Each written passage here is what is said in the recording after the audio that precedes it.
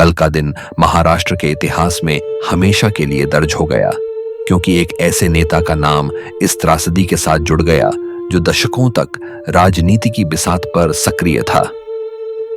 अजित अनंतराव पवार का जन्म एक प्रभावशाली राजनीतिक परिवार में हुआ था। वे महाराष्ट्र के उप मुख्यमंत्री थे और लंबे समय से राज्य की राजनीति में एक मजबूत व्यक्ति के रूप में उभरे थे। पवार ने राजनीति में कदम अपने परिवार के राजनीतिक विरासत से प्रारंभ किया। उनके चाचा शरद पवार भारतीय राजनीति के एक प्रमुख नेता रहे हैं और खुद अजित पवार ने भी वर्षों तक वित्त मंत्रालय जैसे बड़े विभाग संभाले। वे राज्य के वित्त मंत्री भी रह चुके थे और महाराष्ट्र सरकार के महत्वपूर्ण फैसलों का हिस्सा रहे थे। उनके प्रशंसक उन्हें दादा कहकर बुलाते थे, एक ऐसा नाम जो सिर्फ राजनीति में ही नहीं बल्कि आम जनता के बीच भी गहरा प्रभाव रखता था। राजनीतिक विश्लेषकों के अनुसार अजित पवार की शैली, सीधी बात, लोकहित और प्रशासनिक कुशलता ने उन्हें महाराष्ट्र में व्यापक लोकप्रियता दिलाई थी। वे समय समय पर विवादों में आए, लेकिन उनकी क्षमताओं और अनुभव को हर तरफ सराहा गया। उनकी राजनीतिक पहचान महाराष्ट्र की राजनीति की एक लंबी और स्थिर डोरी थी। राजनीतिक पटल पर उनकी पकड़ इतनी मजबूत थी कि वे अक्सर मतदाताओं और सहयोगियों दोनों के बीच गहरे सम्मान से देखे जाते थे। जनता की सेवा, सामाजिक और आर्थिक योजनाओं का विस्तृत अनुभव और प्रशासनिक निर्णयों में तेजी, ये सभी उनकी राजनीतिक पहचान थे। उनका व्यक्तित्व केवल एक प्रशासनिक नेता तक सीमित नहीं था। पार्टी के भीतर वे एक महत्वपूर्ण कड़ी के रूप में माने जाते थे। राष्ट्रवादी कांग्रेस पार्टी एनसीपीओ से जुड़े होने के बावजूद वे राज्य और राष्ट्रीय राजनीति के केंद्र में बने रहे। प्रधानमंत्री और अन्य राष्ट्रीय नेताओं के साथ उनके संबंधों को भी हमेशा कड़ी सराहना मिली। अजित पवार सुधारवादी सोच वाले नेता माने जाते थे। वे ऐसे व्यक्ति थे जो निर्णयों को तेजी से लागू करते थे और जहां आवश्यक हो वहां जोखिम भरे फैसले लेते थे। वित्त विभाग के अनुभव ने उन्हें राज्य के विकास और बजट प्रबंधन की एक गहरी समझ दी थी। महत्वपूर्ण यह है कि राजनीति में उनके अनुभव का दायरा सिर्फ प्रशासनिक कार्यों तक सीमित नहीं रहा। वे जनता के बीच हमेशा एक लोकप्रिय नेता के रूप में उभरे। पार्टी कार्यकर्ताओं, सहयोगियों और आम नागरिकों के बीच उनके प्रति सम्मान और प्यार की भावना हमेशा स्पष्ट रही। आज जब हम उनके नाम को दुखद खबरों के साथ जोड़कर देखते हैं, तब यह समझना भी जरूरी है कि उनका राजनीतिक सफर केवल एक पद या जिम्मेदारी नहीं था। यह एक ऐसे जीवन का प्रतिबिंब था जिसने राज्य की राजनीति में दशकों तक योगदान दिया। उन कक्षाओं, बैठकों, चुनावी सभाओं और प्रशासनिक निर्णयों के पीछे एक इंसान था जिसकी पहचान जनता के बीच मजबूत थी। कल की सुबह का सफर उस दिन की शुरुआत में एक सामान्य राजनीतिक यात्रा जैसा दिखा, लेकिन वह यात्रा जल्दी ही इतिहास की सबसे बड़े राजनीतिक घटनाओं में से एक बन गई। बुधवार 28 जनवरी 2026 की सुबह महाराष्ट्र के deputy chief minister Ajit Pawar एक चार्टर्ड विमान से अपनी अगली मंजिल की ओर बढ़ रहे थे। उन्होंने सुबह लगभग 8:10 बजे मुंबई के छत्रपति शिवाजी महाराज अंतरराष्ट्रीय हवाई अड्डे से उड़ान भरी और उनका लक्ष्य था बारामती। बारामती कोई साधारण शहर नहीं है। यह वही शहर है जहां से अजित पवार ने अपनी राजनीतिक यात्रा की शुरुआत की थी और निश्चित ही यही उनका राजनीतिक गढ़ भी माना जाता रहा। यहाँ के लोग उन्हें वर्षों से जानते आए हैं और उनके जीवन के कई संघर्ष इसी इलाके में हुए हैं।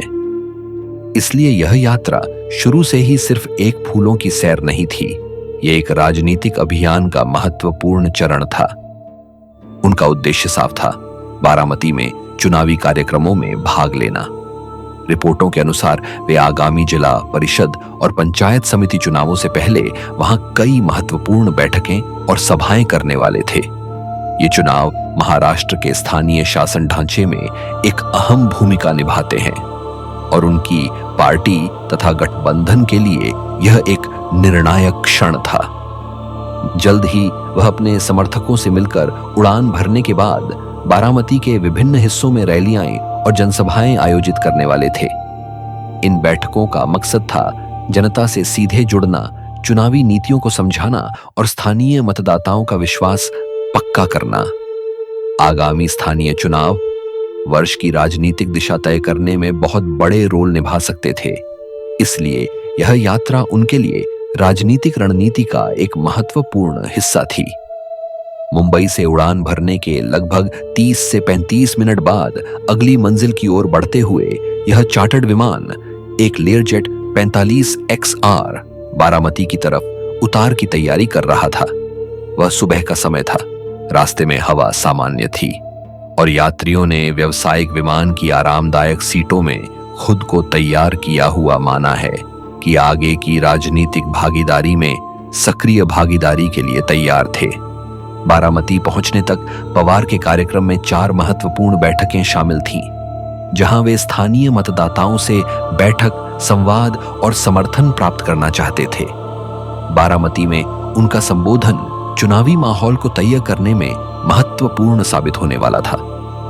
इलेक्शन से पहले नेताओं की यह मुलाकातें अक्सर नीतिगत संवाद, योजनाओं का खुलासा और जनता से आश्वासन लेना जैसे उद्देश्य लेकर होती हैं, जिससे राजनीतिक समर्थन को मजबूती मिलती है।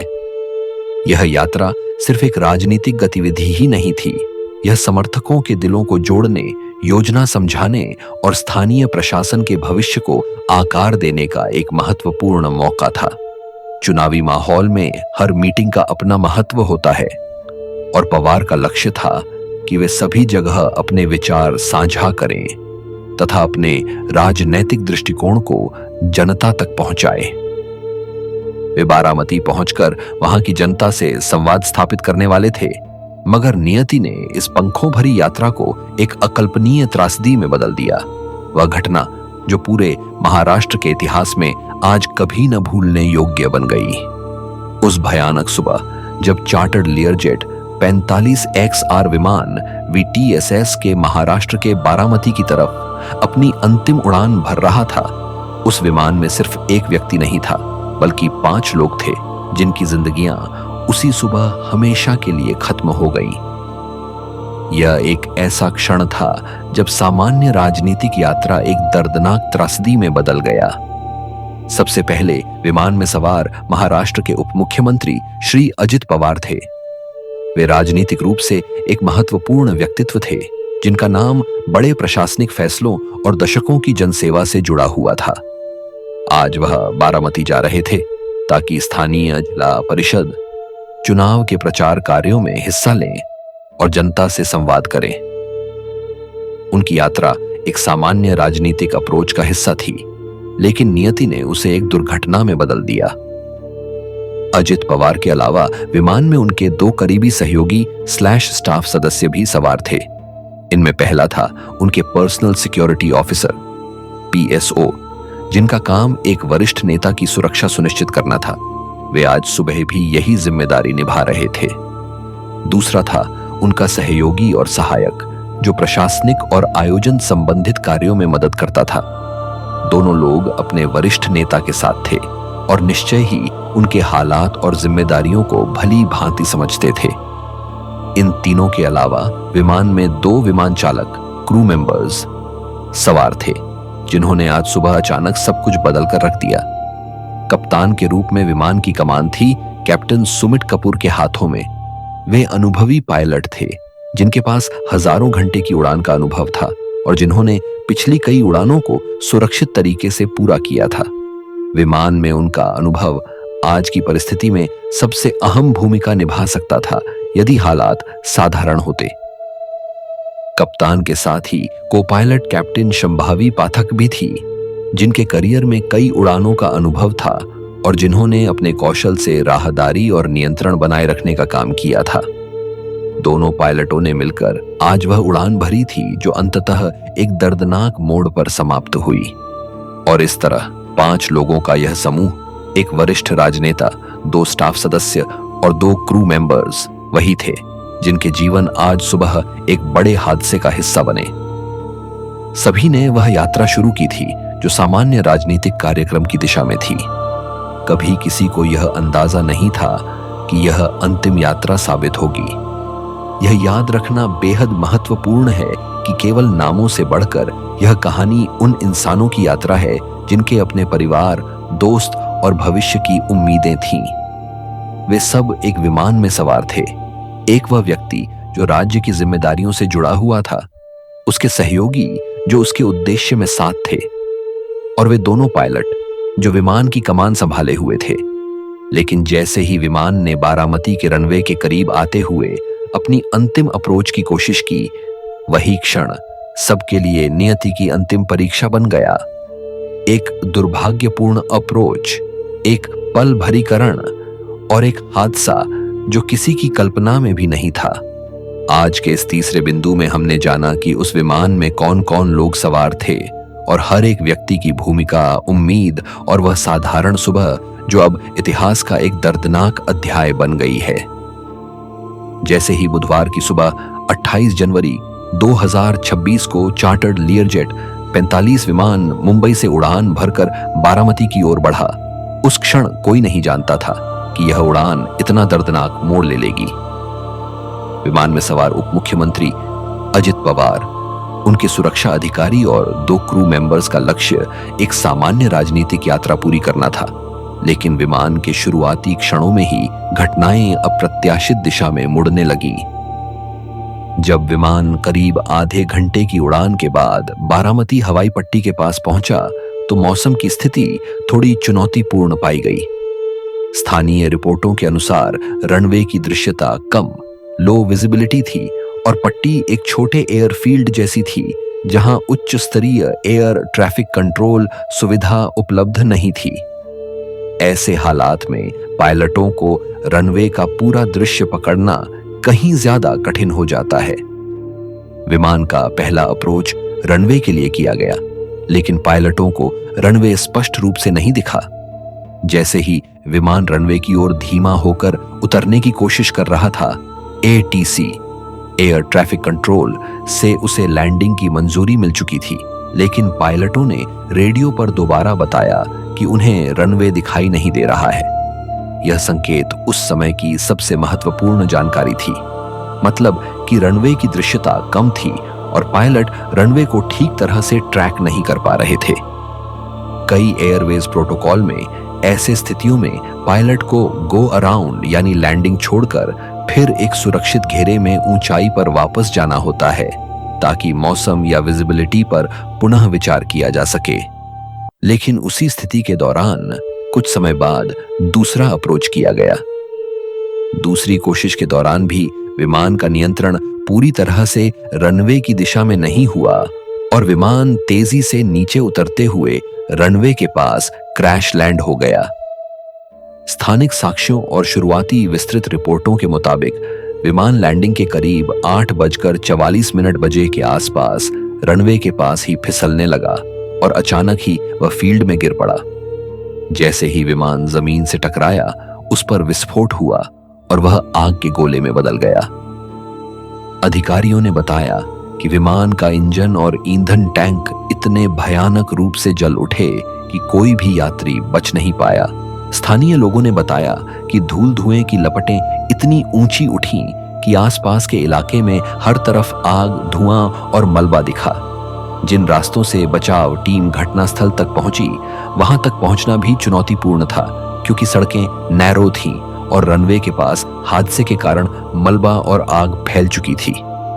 प्रारंभिक जांच से यह भी पता चला कि पायलटों ने रनवे की विजिबिलिटी की रिपोर्ट मांगी थी और नियंत्रण को स्पष्ट किए बिना लैंडिंग को दोबारा आजमाया था, जो बाद में जानलेवा साबित हुआ। एविएशन एक्सपर्ट्स कहते हैं कि लो विजिबिलिटी जैसे हालात में रनवे को पकड़ना ही सबसे कठिन काम होता है और पायलट इसे नहीं पकड़ पाने की वजह से गो अराउंड सहित सभी जोखिमों का सामना करना पड़ता है। जैसे ही विमान जमीन पर गिरा और आग फैल गई, मौके पर पहुंचने वाली बचाव टीमों को हर दिशा से अघोषित चुनौतियां मिली। आग इतनी तीव्र थी कि कोई भी तुरंत बचाव संभव नहीं था। यह वह घड़ी थी जब 5 जीवन, उप मुख्यमंत्री अजित पवार, उनके सुरक्षा अधिकारी, फ्लाइट अटेंडेंट और 2 क्रू मेंबर्स, सबकी जान चली गई। इस शुरुआती प्रक्रिया में अप्रोच की चुनौती, कम दृश्यता, रनवे को पकड़ने में असमर्थता, दूसरा अप्रोच और फिर क्रैश लैंड और आग। यह हादसा एक साधारण यात्रा को भयानक त्रासदी में बदल दिया। तस्वीरें और वीडियो फुटेज जिनमें धुएं, आग और मलबा दिख रहा है, आज पूरे महाराष्ट्र और देश भर में चर्चा का विषय है। DGCA और aircraft accident investigation bureau AAIB दोनों घटनास्थल पर पहुंचे और जांच का मोर्चा संभाला। रैकेज की जांच और flight data, recorder, black box की प्राइमरी खोज शुरू की। तुरंत बाद की स्थिति में मामले की गंभीरता का एहसास नौकरशाही, प्रशासन और जनता सभी ने कर लिया। संपूर्ण क्षेत्र में शोक व्याप्त हो गया और समाचार चैनलों ने लगातार अपडेट देना शुरू कर दिया कि कैसे यह विमान क्रैश हुआ और किन कारणों से नियंत्रण खो गया। जैसे ही 28 जनवरी 2026 को सुबह बारामती एयरफील्ड पर हुए दुर्घटना की खबर फैली, वह सिर्फ एक तकनीकी घटना नहीं रही, यह पूरे महाराष्ट्र और देश के लिए शोक व सदमे का क्षण बन गई। उप मुख्यमंत्री अजित पवार की अचानक निधन की सूचना जैसे ही पत्रकारों, सोशल मीडिया और पारिवारिक संपर्कों तक पहुंची, प्रतिक्रियाएं तात्कालिक रूप से सामने आने लगी। सबसे पहले स्थानीय प्रशासन और राज्य सरकार ने आधिकारिक तौर पर शोक की घोषणा कर दी। मुख्यमंत्री देवेंद्र फडणवीस ने इसे माप से परे क्षति बताया और राज्य में 3 दिन का शोक और आधा झंडा झुका हुआ रखने का निर्णय लिया गया। यह एक ऐसा राजकीय सम्मान था जो इस संवेदनशील क्षण में जनमानस की भावनाओं को प्रतिबिंबित करता है। देश भर के कई राजनेताओं ने भी तुरंत अपनी संवेदना व्यक्त की।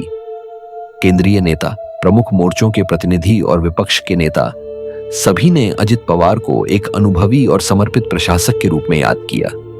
महाराष्ट्र विधानसभा तथा राजस्थान विधानसभा जैसे प्रांतीय मंचों पर भी उनकी अचूक भूमिका और योगदान की सराहना की गई तथा सदन में एकजुट शोक व्यक्त किया गया।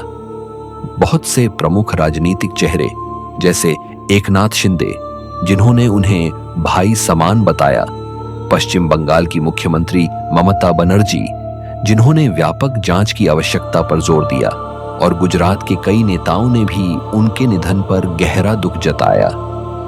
श्रद्धांजलि देने वाले नेताओं ने न केवल व्यक्तिगत रूप से बल्कि राजनीतिक समर्थकों के माध्यम से भी संदेश भेजे कि यह महाराष्ट्र के लिए एक कठिन क्षण है।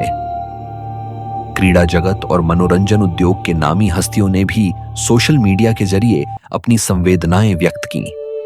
शूटर PV सिंधु, क्रिकेट के दिग्गज सचिन तेंदुलकर और फिल्मी सितारों ने उनके व्यक्तित्व तथा सेवा को सम्मान देते हुए कहा कि वह सिर्फ राजनेता नहीं बल्कि समाज के बड़े समर्थक भी थे। उनकी मौत से क्रिकेट, बॉलीवुड और साउथ इंडस्ट्री के कई कलाकार भी गहराई से आहत महसूस कर रहे हैं। इस बीच स्थानीय स्तर पर बारामती और आसपास के इलाकों में भारी भीड़ और शोक संतप्त माहौल दिखा। बारामती के अस्पताल के बाहर और विद्या प्रतिष्ठान मैदान में जहां उनके पार्थिव शरीर को लाया गया, वहां समर्थकों, कार्यकर्ताओं और नागरिकों का जनसैलाब लगा रहा। लोगों ने फूल चढ़ाए, मोमबत्तियां जलाईं और भारतीय ध्वज को आधा झुकाकर सम्मान व्यक्त किया। सामाजिक मीडिया पर भावनाओं की बाढ़ देखी जा सकती है। लोग उनके जन्मदिन की पुरानी तस्वीरें, संबोधन और कार्यक्रम के क्षण साझा कर रहे हैं। कई लोगों ने लिखा कि उन्होंने उनके साथ बिताए यादगार पल वीडियो या पोस्ट के जरिए साझा किए, जबकि संगीतकारों ने संवेदनशीलता और संयम की अपील की है कि इस दौर में नकारात्मक टिप्पणियां न करें। राजनीतिक स्तर पर जांच और साक्ष्य परिचालन भी तुरंत शुरू हो गया। नागरी विमान वाहतुक महासंचालनालय DGCA और aircraft accident investigation bureau AAIB ने दुर्घटना स्थल का निरीक्षण किया, ब्लैक बॉक्स की रिकवरी की प्रक्रिया शुरू की और फुटेज, रेडियो लॉग और तकनीकी साक्ष्यों का विश्लेषण तह तक करना शुरू किया। प्रारंभिक संकेत यह दिखाते हैं कि रनवे की कम दृश्यता, लो विजिबिलिटी एक संभावित कारण था, और जांच एजेंसियां हर कोण से साक्ष्यों की समीक्षा कर रही हैं ताकि दुर्घटना की वास्तविक वजह सामने आ सके। स्थानीय प्रशासन ने दुर्घटना के तुरंत बाद सुरक्षा और बचाव दलों को मौके पर भेजा, आग बुझाई, मलबा हटाया और घटनास्थल को सील किया ताकि आगे की जांच के लिए संरक्षित रखा जा सके। विशेषज्ञ कहते हैं कि यह दुर्घटना भारत में वीआईपी फ्लाइट सुरक्षा और रनवे दृश्यता मानकों की समीक्षा की जरूरत को भी जग जाहिर करेगी। यह क्षण जहां न केवल एक नेता बल्कि 5 लोगों की जान चली गई, महाराष्ट्र और भारत के लिए दुख और चिंतन दोनों का विषय बन गया है।